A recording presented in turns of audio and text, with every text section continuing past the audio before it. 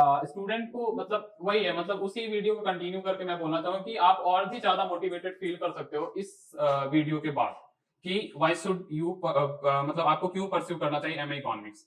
और वो है कि टॉपिक ये है कि करियर ऑप्शंस क्या क्या हैं। तो अभी जिस रिस्पेक्ट में मैं आपको समझा रहा था वो तो था एक कॉर्पोरेट का दायरा। आई मीन कि मेरा मोटिव उसमें था कि आप किस तरह से प्राइवेट सेक्टर या कॉर्पोरेट सेक्टर में आप स्केल कर सकते हो अपने करियर के ग्रोथ को। बट इस स्लाइड में और इस वीडियो में कह सकते हो कि इस वीडियो में मैं आपको यही बताना चाहूंगा कि not only corporate sector, research sector और गवर्नमेंट ऑर्गेनाइजेशन भी बहुत ज्यादा वैल्यू करती है एमए इकोनॉमिक्स के कोर्स के लिए।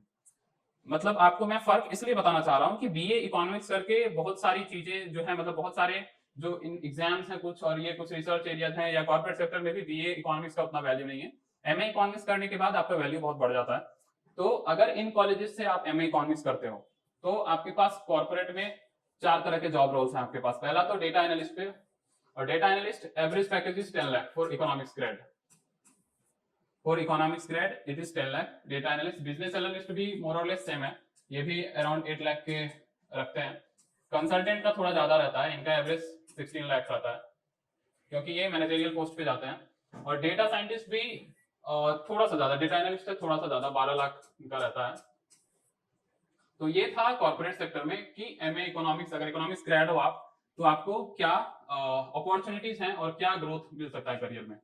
तो ये तो हालांकि पिछले वीडियो का ही कंटिन्यूएशन है, मतलब उसी का थोड़ा सा आपको क्या बोलूं, मतलब कॉर्पोरेट सेक्टर एक स्पेसिफिक करके मैंने आपको एक सेक्शन बता दिया।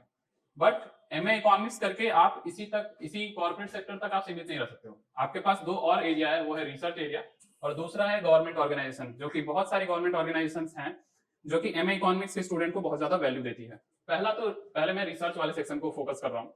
तो रिसर्च वाले सेक्शन में बेसिकली क्या है कि आप पीएचडी कर सकते हो इंडिया से और अब्रॉड से भी।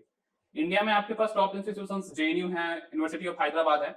फॉरेन यूनिवर्सिटी में अच्छे खासे, जैसे मैंने जेएनयू से मास्टर्स कराया तो वहां पर मुझे भी 2-3 प्रोफेसर ने लेटर ऑफ रिकमेंडेशन दी थी मुझे कि आप जो है इंडिया से बाहर जाओ और पीएचडी परस्यू करो। मतलब आपको स्कॉलरशिप मिल जाता है, प्रोफेसर के थ्रू एलओआर मिल जाता है। तो ये एक बहुत ही ज्यादा बेनिफिट है कि आपको पीएचडी वाला एरिया आपके लिए ओपन है एमए इकोनॉमिक्स के लिए, एमए इकोनॉमिक्स करने के बाद।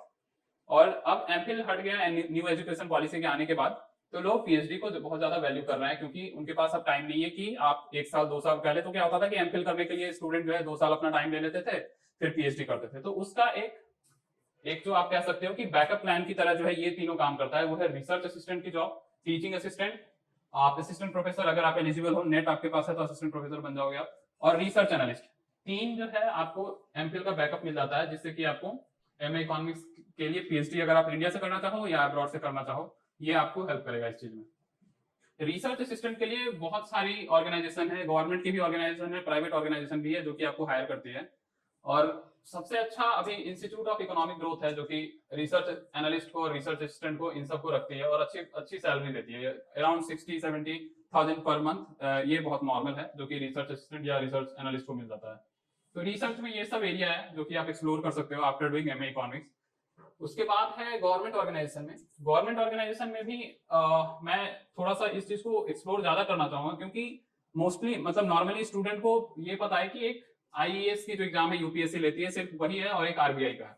लोग दो ही एग्जाम्स जानते हैं कि एमए इकोनॉमिक्स के बाद यही दो एग्जाम है जो गवर्नमेंट ऑर्गेनाइजेशन में आपको लेके जा सकते हैं। बट यहाँ तक लिमिटेड नहीं है एमए इकोनॉमिक्स ग्रेड के लिए। अब रिसेंटली, पहले नहीं था, अब जो है ये 4 सेक्टर और है जो गवर्नमेंट की है, इसमें एंट्री स्टार्ट हो गई है एमए इकोनॉमिक्स स्टूडेंट के लिए सिर्फ।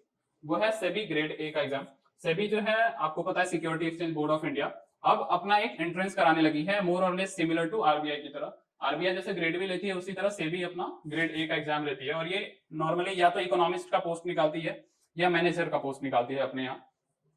फिर आपको institution regulatory authority of India, insurance regulatory authority of India, तो इसमें भी आपको इसी तरह से मतलब सभी की तरह ही मैनेजरियल पोस्ट मिलेगा।